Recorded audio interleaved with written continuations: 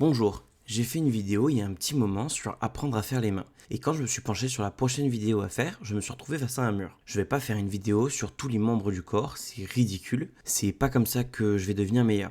Alors, qu'est-ce qu'il faut que j'apprenne pour devenir meilleur? Oui, ça fait longtemps.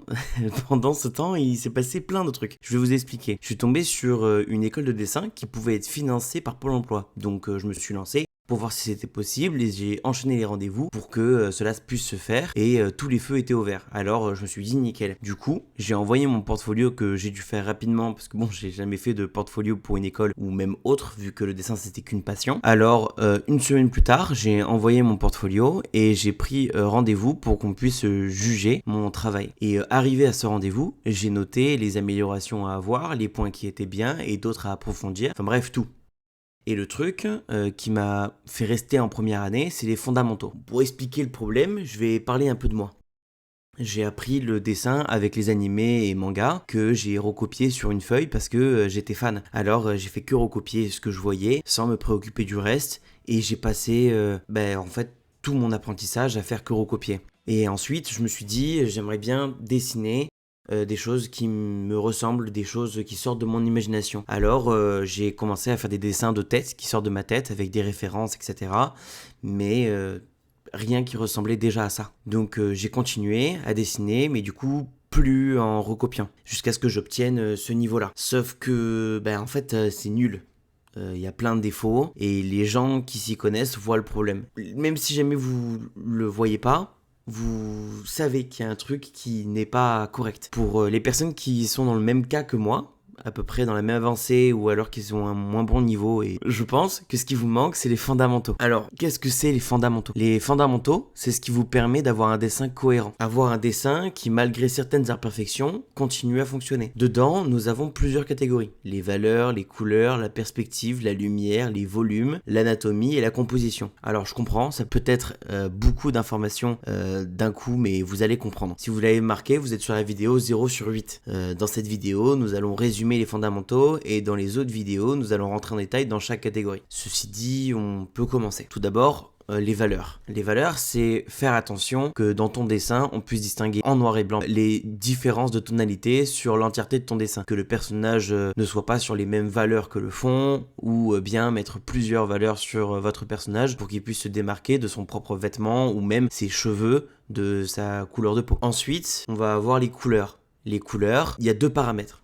On a la teinte, donc le rouge, le bleu, le vert. Puis nous avons la saturation, ce qui va faire passer d'une couleur vive à une couleur assez pâle. Ensuite, on ne peut pas utiliser les couleurs comme nous voulons. Il faut une cohérence dans les choix de couleurs. Pour ça, nous allons avoir les relations entre les couleurs, comme les couleurs complémentaires opposées sur le cercle des couleurs, donc le rouge vers le vert par exemple. Elles vont créer du contraste. On a analogue, on a l'harmonie douce, on a les triadiques, les monochromatiques. Donc ça fait énormément d'informations pour les couleurs et tout ça on l'apprendra bien évidemment après. Je vais rentrer dans le détail beaucoup plus dans la vidéo des couleurs, mais ce qu'il faut retenir c'est qu'elles sont super importantes pour la maîtrise du dessin et que en utilisant cet outil on arrive à faire des dessins qui fonctionnent beaucoup mieux. Ensuite, pour le troisième, nous avons la perspective. La perspective qui est présente partout donne une cohérence et du réalisme à n'importe quel dessin. Et encore je parle de dessin, mais si vous regardez des photos ou si vous regardez même dans la vraie vie, vous avez cette perspective là. C'est ce qui va nous permettre de nous immerger dans le dessin ou non. Généralement, ça se voit à des kilomètres s'il n'est pas respecté et cela va déranger vos lecteurs et nous utiliserons un point de fuite pour un personnage central, mais vous pouvez aussi en utiliser 2, 3, 4, voire même 5 points de fuite pour plus de complexité dans votre dessin et rajouter du dynamisme. Ensuite, nous avons la lumière. La lumière, et je parle aussi de l'ombrage, de l'ombre, puisque ils sont tous dus à une émission d'une lumière. Elle est très importante. Elle génère un point de lumière, doit aussi vous créer des endroits coupés de lumière, des points de réflexion, des nouvelles couleurs. La lumière va influencer l'entièreté de votre dessin, autant les valeurs que leurs couleurs, sans oublier ce qui est propre à ce principe, c'est-à-dire l'ombrage. Le soleil,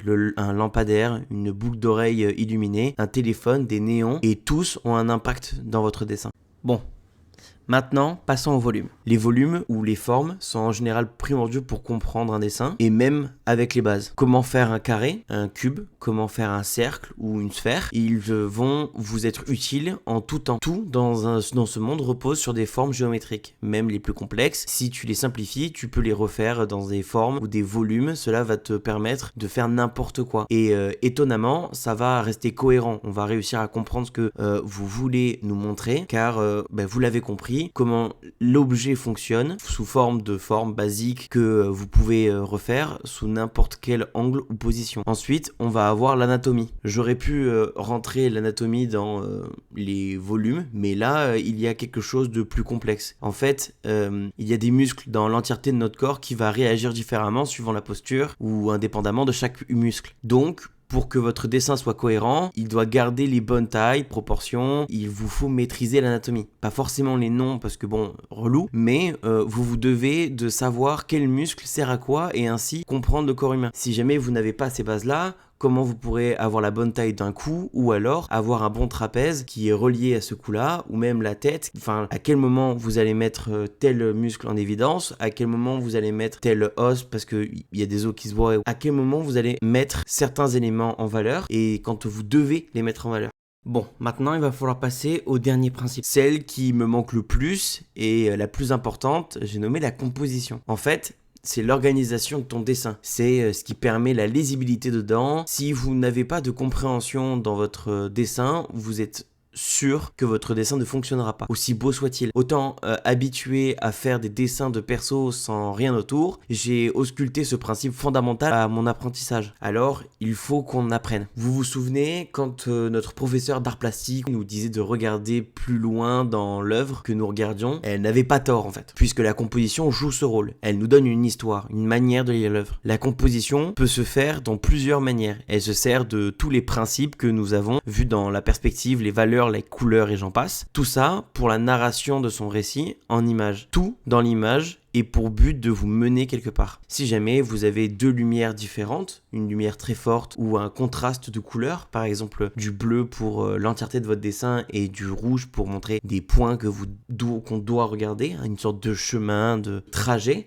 et ben on va d'abord se focaliser sur cette dissonance de couleurs et on va le faire avec n'importe quel principe. S'il y a une dissonance de taille, une dissonance de forme, une grosse différence de couleur, ça va être pareil, ou même d'opacité, c'est la même chose. On va se concentrer sur ce qui va être mis en valeur. Alors sans la composition, sans la lumière, sans la maîtrise des volumes ou la perspective ou de l'anatomie ou encore des valeurs et des couleurs, il nous sera difficile et cela va nous demander beaucoup d'efforts pour comprendre ou même juste apprécier ce que nous avons fait. Alors ce que nous voulons de notre dessin, c'est que dès qu'on le regarde, on puisse se dire que c'est un bon travail. C'est une œuvre qui serait à la fois belle, cohérente, compréhensible et spectaculaire. C'est avec toutes ces catégories que vous arriverez à avoir un niveau remarquable et possible de faire tout ce qui vous passe par la tête sans être bloqué par votre niveau. Bon, c'est vrai que j'ai utilisé le mot important à tout bout de champ, mais vraiment, c'est le principe des fondamentaux. C'est ce qu'il vous faut comme base pour pouvoir progresser ou même avoir des dessins qui fonctionnent. Je vous remercie d'avoir regardé cette vidéo jusqu'au bout. N'hésitez pas à vous abonner et à suivre tout ce qui se passe sur les autres réseaux sociaux. Et je vous dis du coup à bientôt pour une prochaine vidéo. Et dans la prochaine vidéo, nous allons aborder le premier fondamentaux qui sera les valeurs. Alors je vous dis à bientôt et merci encore d'avoir regardé la vidéo. Ça me fait vraiment plaisir et on se retrouve bientôt.